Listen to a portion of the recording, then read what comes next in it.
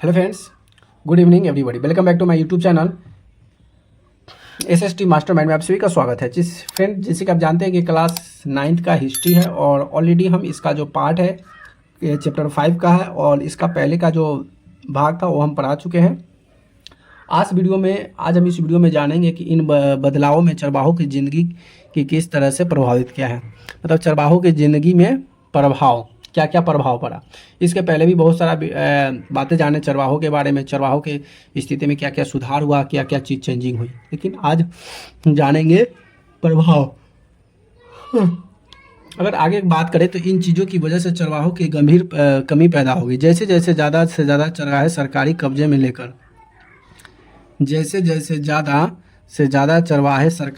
में लेकर उन्हें खेतों में बदलने जाने लगे, वैसे वैसे चरवाहों के लिए उपलब्ध इलाका सिकुड़ने लगा। इस तरह से जंगलों के रक्षण के नतीजा यह हुआ कि गड़ेड़िया और पशुपालन अब अपने मवेशी को जंगल में ही ऐसी आज्ञा में ही दी जा चराने लगी।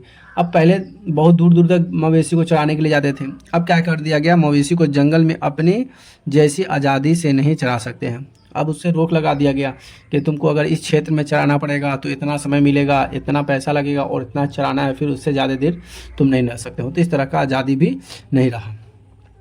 जब चरागाह खेत में बदलने लगे तो बचे खुचे चरागाह में चरने वाली जानवरों को तादाद बढ़ने लगी। इसका नतीजा यह हुआ कि चरागाह सदा जानवरों से भरे रहने लगे।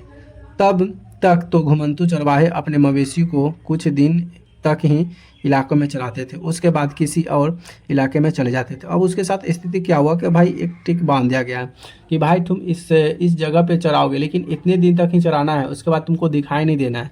फिर क्या करेगा बेचारा, वो इतना दूर चराएगा, फिर वहाँ से अपने जानवर को लेकर चला जाएगा।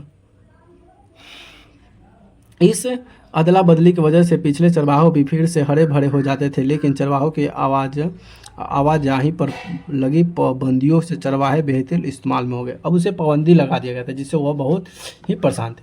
जैसे कि भारत का नक्शा है, भारत का नक्शा से आप इसमें जान सकते हैं चरवाहों के स्थल जो जान सकते हैं। यहाँ पे कापे जैसे चित्र के पहले ये बॉक्स में जानेंगे क्या लिखा हुआ है कि भारत में चरवाहा समुदाय। जैसे कि इस नक्शे में केवल उन चरवाहों समुदाय के इलाके उल्लेख किया गया है जिनके बारे में हम अध्याय में बात की गई है। इनके अभाव के हमारे देश में कई तरह का चरवाहे समुदाय रहते हैं। जैसे कि चरवाहे समुदाय की बात करेंगे तो ये सबसे ऊपर में सजा गया जम्मू कश्मीर में गुज्जर बकरावाला था, उसके बाद गड्डी है, पाकिस्तान है इधर का, उसका जनजाति है तराइका जनजाति, मरुस्थलीय क्षेत्र में मरुधारी, बंजारे जनजाति, गड्डी जनजाति, भोटिया जनजाति, गुज्जर, नेपाल है इधर का, इधर भूटान है, इधर मोनपा जनजाति पाया जाता है, इधर पश्चिम बंगाल और इधर उत्तरा असम के बीच में बांग्लादेश है।